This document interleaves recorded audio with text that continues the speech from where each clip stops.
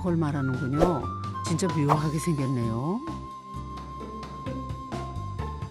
아치 모양의 입구가 있고 옆에는 또 창문도 있고 정말 자그마한 집이네요.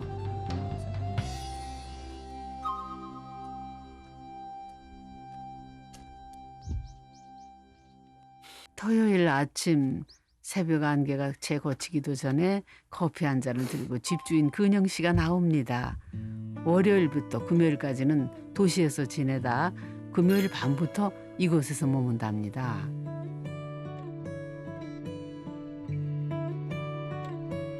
여기에서는 알람이 없어도 그냥 눈이 번쩍 떠져요. 날이 밝아오면 저도 모르게 눈이 떠지더라고요. 출근을 해야 하는 평일 도시의 아침엔 알람을 몇 개를 맞춰놔도 잘 못 일어나겠는데 왜 여기만 오면 이렇게 아침잠이 사라지는 건지 본인도 잘 모르겠다네요. 얘들은 지금 들깨인데요. 지금 이 이파리는 저희 그 일반적으로 쌈 싸 먹을 때 먹는 그 깻잎이에요. 그리고 지금 요게 들깨 꽃인데 요 안을 이렇게 자세히 보면 이 꽃 하나에 들깨 알이 한 3개에서 4개 정도 지금 들어가 있거든요. 얘를 나중에 수확을 해서 말린 다음에 막 내리로 막 때리면 여기에서 들깨 알들이 나오는 거죠. 들기름도 직접 좀 만들어 보셨어요? 네. 작년에도 수확 많이 해가지고 들기름 많이 짰어요. 과일과 채소 등 키우는 작물의 종류도 다양한데요. 7년 전에 이 땅을 구매해서 5년 전부터 조금씩 농사를 지어보다가 아예 집과 창고에 온실까지 만들어 놓고 아주 본격적으로 살기 시작한 것은 3년 전이랍니다.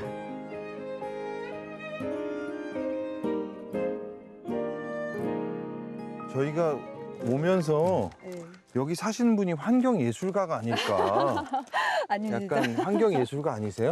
공대 출신. 아, 공대요. 공대예요? 아, 그럼 혹시 뭘 전공했는지 여쭤봐도 될까요? 전자공학 전공했어요. 아, 전자공학. 여기 와서 비밀 프로젝트 하고 계신 거 아닌가요? 그거 왠지 아니에요? 그 생각에 여기서 비밀 프로젝트 하고 계신 것 같은데.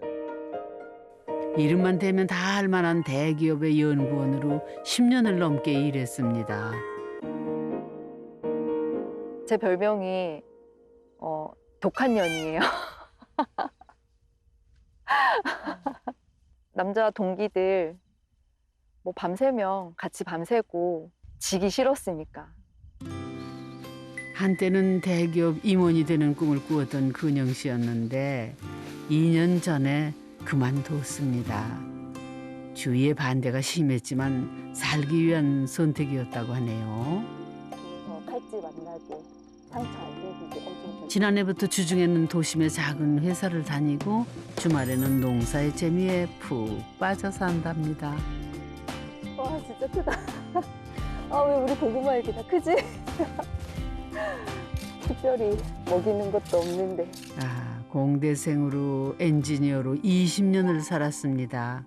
다른 일을 하게 될 거라고는 상상도 못했다네요. 제가 농사를 작지만 지어보고 나니까 농사도 재밌기도 하고 뭔가 성취감도 있고 그래서 이제 뭔가 집을 작지만 뭔가 좀 쉴 수 있고 여기 오면 하루라도 좀 자고 갈 수 있는 좀 그런 장소가 있었으면 좋겠다라는 생각이 정말 간절해지더라고요. 그래가지고 집을 지으려고 계속 알아봤었는데 너무 생각보다 쉽지 않겠더라고요. 그래서 이제 이동식 주택을 놓게 된 거죠.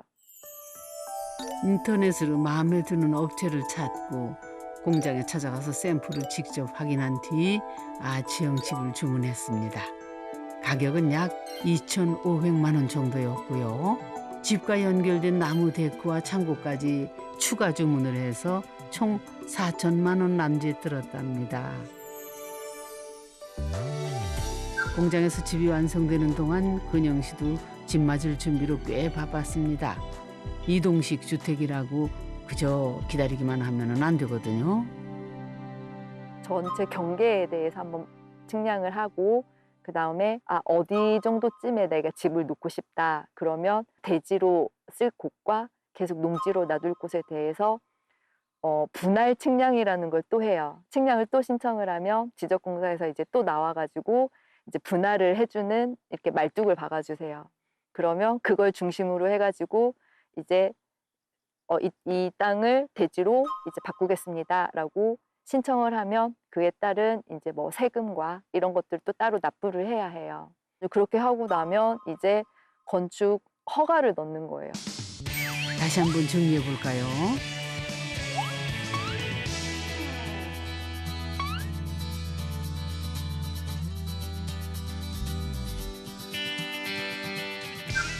바닥 기초 작업부터 행정 업무까지 다 끝내면 집이 옵니다. 주문한 상품 그대로인지 확인이 끝났으면은 제자리에 옮겨주죠. 공장을 나선 집이 진짜 집이 되는 과정을 한번 따라가 볼까요?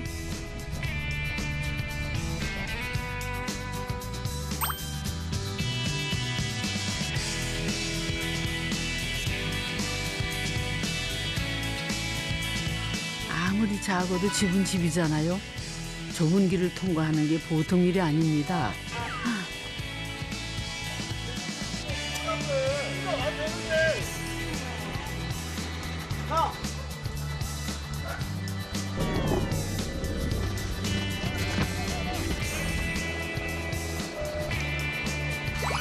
지자체와 이웃에게 허락을 받고 집이 가야 할 길을 터가며 전진합니다. 제품이 파손되지 않고 잘 도착은 했는데 아직 역경은 또 남아 있습니다. 미리 정해놓은 자리에 집을 제대로 안착시키는 것까지가 오늘의 임무죠. 마치 대형 선박에 수출용 화물을 싣듯이 크레인으로 집을 옮깁니다. 오늘 배송되는 제품은 6평짜리 원룸형 집인데요.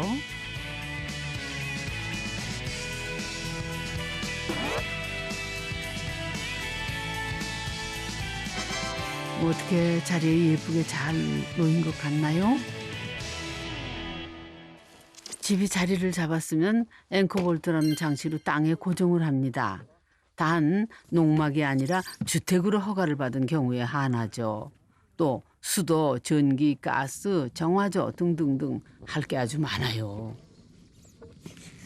지금 어떤 작업 하시는 거예요? 지금 수도 배관 연결하는 거예요. 열선 삽입하고 겨울에 땅이 열잖아요. 네. 그러니까 열선을 삽입해갖고 배관 연결해요. 이 파이프 안 땅속까지 열선이 다 들어가 있어요. 집을 내려놓고 각종 관과 선을 연결하고 데크까지. 근데 하루면 끝납니다. 이 과정을 매의 눈으로 지켜보는 사람이 있네요. 지으려면은 늙어요. 사람이 집 한 번 지면 사람이 아주 엄청 피곤하다고 자기 집 짓는 게. 근데 이거는 뭐 완제품으로 해서 이제 되는 거니까. 가족들이 따고 와서 머물 요량으로 장만을 했다는데 주문하신 고객님은 이 완성된 집이 마음에 드셨을라나? 이와 비슷한 과정을 거쳐 은영 씨의 집도 완성이 된 거랍니다. 어느 날 집이 하늘에서 뚝 크레인을 타고 내려왔죠. 이거는 철판. 네. 많은 형태 중에서 이렇게 라운드 형태를 이렇게 선택하시게 되는 거 뭐 아니면 그냥 좋아서 하셨어요? 아니면 뭐 어떤 기대치가 있으셨어요? 어차피 할 거면 다른 사람들과는 약간 다른 걸 한번 해보고 싶긴 했어요. 이 제품? 네. 아, 그렇구나. 이거는 기성품을 사다가 여기 땅에 탁 던져놨다? 네, 맞아요. 아, 그리고 대신에 이제 이런 옆에 부분들이나 데크나 이런 부분들을 설치를 이후에 하신 거가 되네. 네. 공장에서 만드는 제품이긴 하지만 색 선택도 할 수 있고 개성을 살릴 여지는 많다네요. 어떻게 근영 씨의 취향이 느껴지나요? 우리 건축 그만해야 될 것 같아요. 아, 그래요? 아니죠. 공장님 그러지 말고 우리가 이런 거 디자인해야죠. 그럴까요? 재밌게. 네, 좋아요, 좋아요. 우리. 그만두면 안 되죠. 네. 들어가세요. 모바일 홈 사업으로 이제 네. 좀 이게 내부가 이렇게 완전히 굉장히 다 나무로 돼 있구나. 실례합니다. 집 좀 구경할게요. 들어가면 제일 먼저 화장실이 나오고요. 그 다음에 주방 겸 거실, 침실의 순서입니다. 침대는 복층으로 이루어져 있고요. 작지만 있어야 할 건 다 있는 원룸형 구조입니다. 전기 당연히 들어오죠. 인터넷도 연결했고요.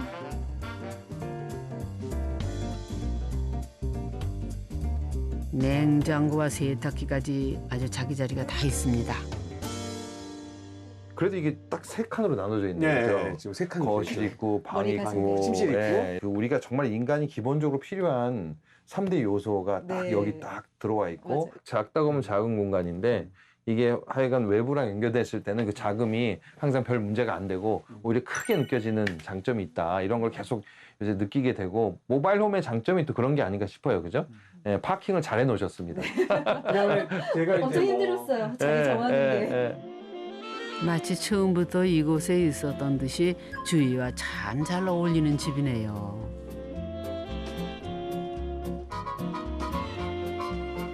건축에서 제일 극복하기 못하는 게 이게 땅이잖아요. 그 땅으로부터 자유로운 건축. 근데 가령 뭐 이 집 같은 경우도 선생님이 하시다가 아 내가 이제는 좀 서울에 가까운 데 있어야겠다. 그러면 서울에 가까운 데 좀 땅을 구해서 이걸 떠서 그대로 갖다 놔도 되잖아요. 네, 맞아요. 옮길 수 예, 있어요. 예. 근데 그게 가능해지면은 정말 좋을 것 같아요. 이 집을 통째로 실어서 이사를 갈 수도 있습니다. 또 중고로 팔 수도 있다네요. 하지만 근영 씨는 그럴 계획이 없습니다. 집도 집이지만 작물들과 그 가운데 예쁘게 서 있는 이 온실 때문에라도 말이죠. 와. 들어가 보세요. 이야, 공간도 좋은데요? 좋은데, 예, 공간도 너무 좋은데. 좋다. 온실 겸 오두막 겸 근영 씨의 실내 놀이터랍니다. 가장 최근에 지었는데요. 이걸 지은 비용까지 더하면 총 건축비가 1억이 조금 넘는다네요.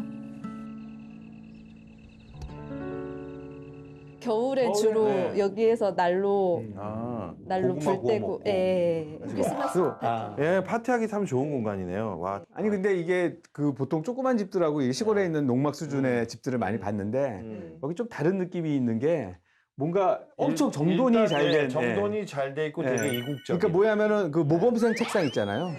공부 잘하는 애들 책상 보면 깔끔하잖아요. 아까 전자공학도라고 그러셨어. 그런 것 같아요. 약간 지금 그런 아니 느낌이. 회로도를 그리시고 있는 것 같아요. 그런 회로도. 느낌이 있어요. 뭐가 이게 이렇게 메인 이게- 칩이고 서브 칩 뭐 이렇게 해가지고 이렇게 예, 되는 좀 것 이 같은데. 가로 세로가 잘 맞아요. 그죠? 잘 맞아요. 네. 집이 이게 되게 잘 맞아요. 평생 도시에서만 살았던 근영 씨인데 꼭 농촌 생활을 오래도록 해왔거나 꿈꾸고 준비해온 사람 같지 않아요? 이 아궁이도 근영 씨가 벽돌을 하나하나 쌓고 콘크리트를 발라서 만들었다네요. 전원 생활의 로망. 네, 아궁이. 아궁이. 네. 오늘 주말 와서는 뭘 여기서 해도 맛있어요. 여기. 아, 오늘은 뭐 하실 생각 있으신가요? 오늘 백숙. 아, 백숙. 아, 백숙. 정성으로 나무를 떼고 오래 기다려야 진가를 발휘하는 가마솥이잖아요. 아, 나무 타는 소리 또 나무 타는 냄새. 좋네, 좋네. 불장난이 최고죠. 전자공학도가 대기업을 그만두고 농사꾼으로 변신한 사연이 예사롭지 않겠구나 짐작들 하셨을 때죠. 이 집은 근영 씨를 살려준 집이라는데요.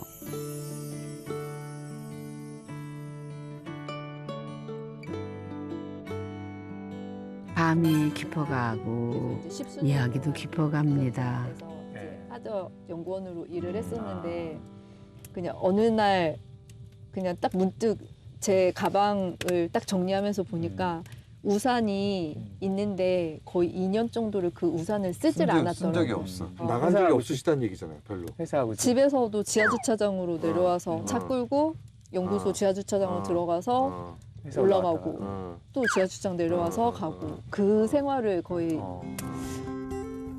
제품 개발과 출시가 인생의 전부였던 시절이었다는데요. 양산을 딱 앞두고 마지막 테스트를 딱 하루 했는데 그 친구랑 같이 밤을 새고 그 친구가 준 이미지를 이제 메일로 싸주고 전 이제 테스트를 하러 들어갔는데 그 친구한테 막 전화가 오더라고요. 근데 이제 테스트 시간이 약간 늦어가지고 제가 전화를 딱 끊었어요. 끊고 테스트를 성공적으로 그래서 저희가 맡은 부분에서 이제 완전 이슈 클리어. 되게 기쁘게 이제 회의실로 딱 돌아왔는데 걔가 좀 안 좋은 일이 있다. 그 연구소 옥상에서 떨어졌다. 근영 씨를 잘 따르던 20대 젊은 연구원이었답니다. 장례 치르고 했는데 며칠 있다가 형사한테 전화가 왔더라고요. 알고 보니까 그 친구한테 그런 일 있기에 마지막으로 전화를 한 사람이 저였더라고요. 마지막으로 전화한 사람이 저였다는 사실을 딱 알고 나서부터 걔한테 너무 미안하더라고요. 내가 과연 그 전화를 받았으면 걔가 뭐라고 말하려고 나한테 전화를 했지. 힘들다고 뭐 말하려고 전화를 했나. 좀 그런 생각 들면서 약간 과연 걔도 그렇고 나도 그렇고 왜 이렇게 계속 힘들게 일을 하고 있지? 이렇게 정말 뭐 그냥 주말도 없고 그냥 뭐 밤도 없고 낮도 없고 이거 출시 하나 하는 게 내 인생에 정말 무슨 전부인 것처럼 왜 이러고 살고 있는 건가 하긴 했지만 그렇게 장례 치르고 했는데 뒤도 옆도 안 보고 달렸는데 갑자기 목표를 잃어버린 느낌이었답니다. 우리나라 여성의 평균 나이가 82세면 지금 내 나이가 41살.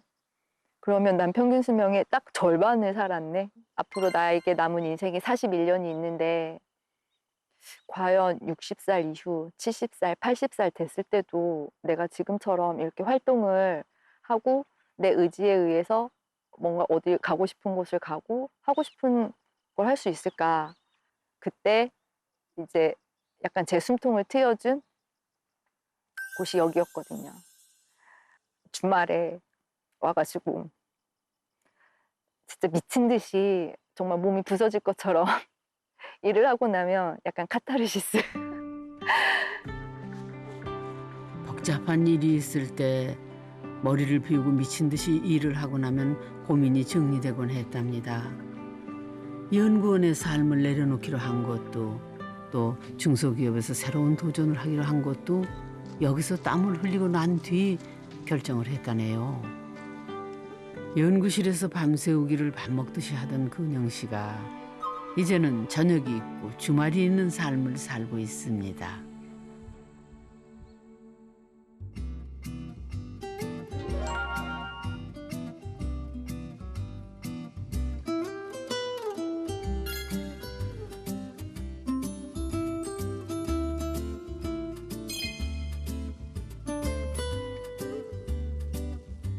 너무 조촐하잖아. 아니, 아우 이거는 화려하죠. 와, 고생하셨어요. 야, 이렇게 멋진 또 음식을 해주시고. 이거 닭 맞아요? 닭다리 안에 닭과 한 마리 같아. 네, 맞아요. 오. 1시간의 기다림 끝에 가마솥 백숙을 영접합니다. 이제는 더 오래 정도 끓여서 많이 익숙해지고. 백숙으로 잠시 멈췄던 얘기를 이어갑니다. 뭔가 환경이 한번 딱 바뀌는 그런 것들? 그런 것들이 이제는 별로 두렵지가 않고 그냥 이제는 좀 알 것 같아요. 뭔가 내 환경이 크게 바뀐다는 건 처음엔 잠깐 힘들어요. 근데 그건 처음에만 힘든 거지 거기에 또 적응을 하면 이제 또 그게 어떻게 보면 나의 또 하나의 생활이 되는 거기 때문에 그 처음 힘든 그거에 대한 두려움만 극복하면 운명처럼 땅을 만났고 농사를 짓다 보니 집이 필요해졌고 그 집에서 머물다 보니 여기까지 왔답니다. 근영 씨의 두 번째 삶을 이루어주는 것도 형선 씨와 희정 씨 부부가 서울에서 주문진으로 용감한 이주를 가능하게 만든 것도 공장에서 태어나 그들에게 찾아와 준 집 덕분입니다.